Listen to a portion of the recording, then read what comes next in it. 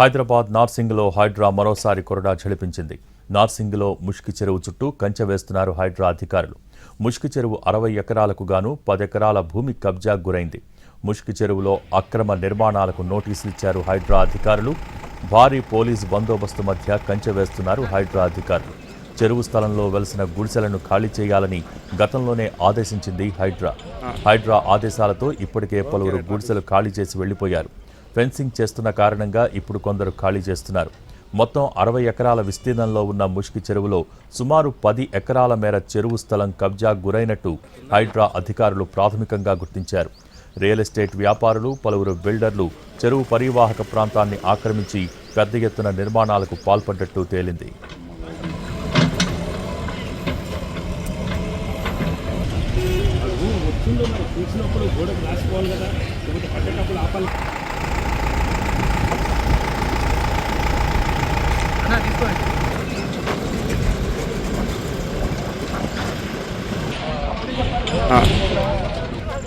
Okay right రాపేష్.